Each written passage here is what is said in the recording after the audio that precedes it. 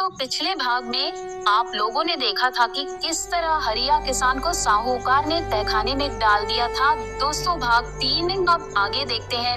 हरिया किसान को तहखाने में याद आता है कि उस परदेसी ने कहा था कि जब भी किसी मुसीबत में पड़ जाओ तो मेरा नाम 3 बार पुकारना, मैं आ जाऊंगा तहखाना में कैद। हरिया किसान ने ऐसा ही किया।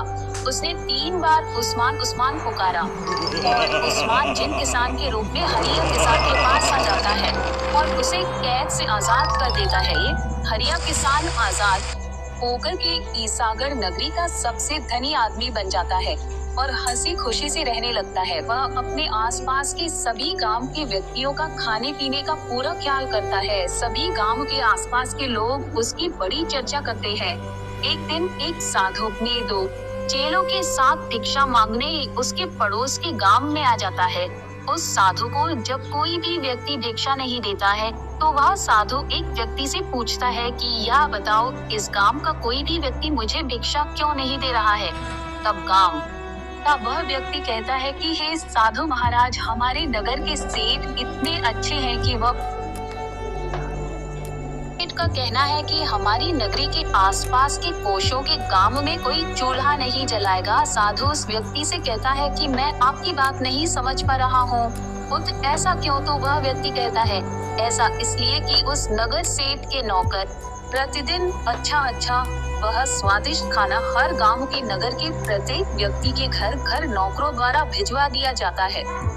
इसलिए हम सब गांव वाले हरिया सेठ से सभी सुखी हैं। अब समझे साधु महाराज जी बच्चा, अब सारी बात मेरी समझ में आ चुकी है। साधु और उसके चेले वहां से चले आ रहे होते हैं। तभी एक पेड़ के नीचे ये साधु कहता है कि उस नगर सेठ से जाकर के मिलना होगा, क्योंकि मैंने अपने जीवन में बहुत से नगर सेठ देखे हैं, लेकिन इतना धनी नगर सेठ नहीं देखा कि 12-12 कोशों के गांव को रोज खाना खिला सके। जरूर कोई इसका राज है, इसका पता लगाना होगा। अगर मेरा अनुमान ठीक हुआ तो मेरा सपना पूरा हो जाएगा। कि साधु महाराज के दोनों चेले कहते हैं, कैसा सपना गुरुजी? साधु कहता है, जिस चीज को पाने के लिए मैंने सारा जीवन इसकी खोज में लगा दिया, लगता है अब समय आ गया है मेरा सपना पूरे होने का। चेले कहते हैं, गुरुजी क्या कह रहे हो? तो साधु कहता है, अरे मूर्खों, इतना खाना खिलाना, वह भी आसपास के सभी गांव व नगर के लोगों को, एक इंसान के बस की बात नहीं है। यह कोई जिन का काम है, और अगर मुझे जिन मिल गया तो मैं उसे पकड़कर अपना गुलाम बना लूंगा और मैं दुनिया का सबसे धनी व्यक्ति बन जाऊंगा और मेरा जिन बस में करने का सपना भी पूरा हो जाएगा। हाँ गुरुजी, अब हम लोग सब कुछ समझ चुके हैं। तो गुरुजी जल्दी से चलिए, हरिया सेठ के घर भिक्षा मांगने चलते हैं। साधु और उसके दोनों चेले साधु के साथ चल देते हैं।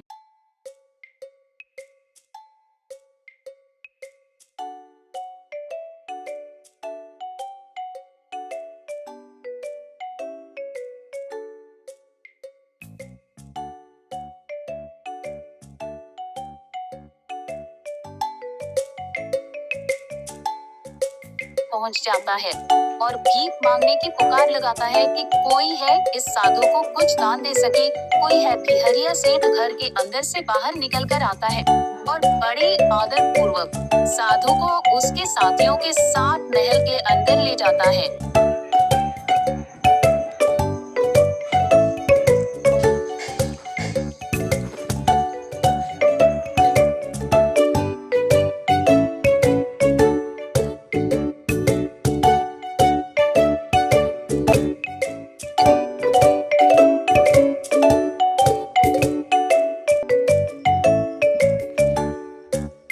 जी महाराज जी, आप ही का घर है, आप जब चाहे तब यहाँ सेठ पहुँच जी, सकते हैं। क्या हम लोग आपके घर एक रात और ठहर सकते हैं? और रात हो जाती है तो साधु अपनी विद्या से यह जानकारी हासिल करने की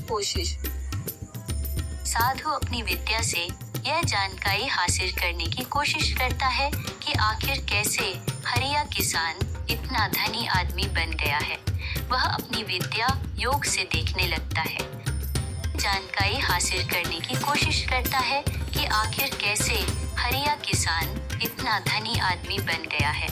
वह अपनी विद्या योग से देखने लगता है, आ जाती है।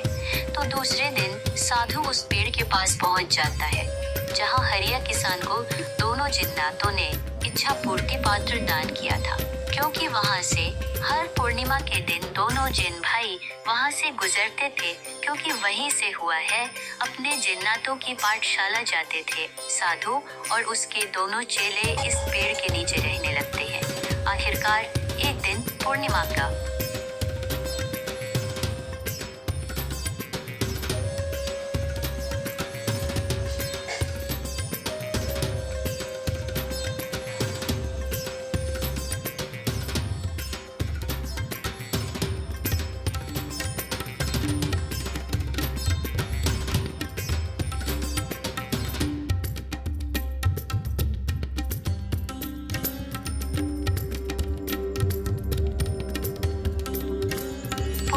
समय आ जाता है और दोनों जिन भाई वहीं से गुजरते हैं और वहां कुछ देर ठहरते हैं। साधु जो छिपकर सब अपनी विद्या से देख रहा होता है, साधु मंत्र पढ़ता है और दोनों जिन भाइयों को एक एक करके बोतल में कैद कर लेता है।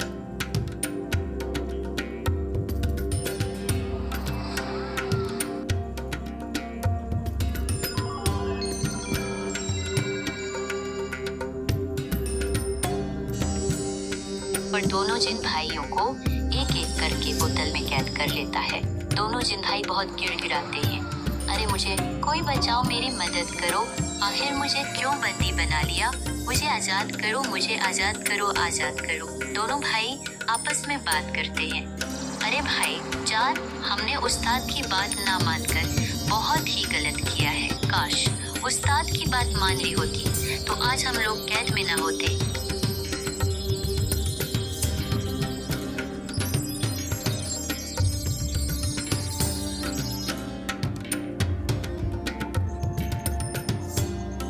अब क्या था, दोनों भाई साधु की कैद में हो चुके होते हैं। दोनों भाई आपस में बात करते हैं, अरे भाई जान, काश हम लोगों ने उस्ताद की बात मान ली होती तो आज हम लोग कैद में ना होते। वहाँ जिन्नातों की पाठशाला चल रही होती है तो जिन उस्ताद चारों ओर देखता है और कहता है कि काफी दिनों से अरमान व उस्मान इल्म सीखने क्यों नहीं आ रहे हैं, कहाँ गए हैं, कहीं उन्हें किसी इंसान ने पकड़ तो नहीं लिया है। वह कहता है, यह पता लगाने के लिए मुझे अपने इल्म से देखना होगा कि आखिर दोनों भाई कहाँ गए हैं। वह दोनों भाइयों का पता लगाने के लिए अपने इल्म से देखता है तो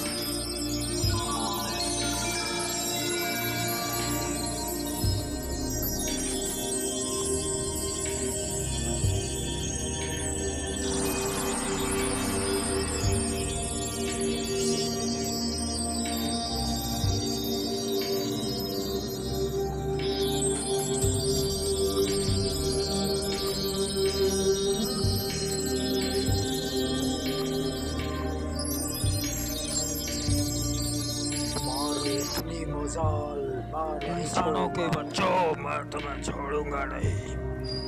आए मेरे जिन्नातों, ये सारी कहानी समझ में आ जाती है। वह दोनों भाइयों को आजाद करने के लिए दो ताकतवर जिन्नातों को भेजता है।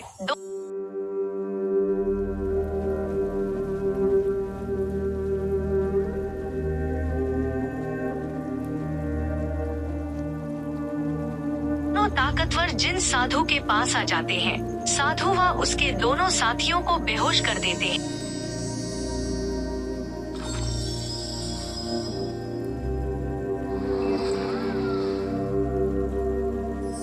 बेहोश कर देते हैं, लेकिन वह अरमान व उस्मान को बोतल से आजाद नहीं करा पाते हैं। और दोनों बोतलें लेकर जिन उस्ताद के पास आ जाते हैं। दोनों बोतलें लेकर जिन उस्ताद के पास आ जाते हैं, दोनों बोतलें पाठशाला में रख दी जाती है। जिन उस्ताद कहता है, देखो जिन्नातों के बच्चों, मैंने कहा था कि इंसानों से हमें दूर रहना चाहिए, लेकिन इन दोनों भाइयों ने जिन्नातों के नियमों को तोड़ा है, इसलिए इन्हें सजाए मौत देना चाहिए। लेकिन एक नेक काम के लिए ये दोनों भाई इंसानों से मिले, इसलिए इन्हें सजाए मौत ना देकर हमेशा के लिए इन दोनों भाइयों को पृथ्वी पर फेंक दिया जाए। उस्मान को बोतल में ही कैद रहने दो, लेकिन अरमान ने अपने भाई का साथ दिया है, इसलिए इसे सुराही में डालकर गहरे समुद्र में फेंक दिया जाए। अब क्या था, उस्ताद का आदेश पाकर ऐसा ही किया जाता है। दोनों जिन भाइयों को समुद्र में फेंक दिया जाता है।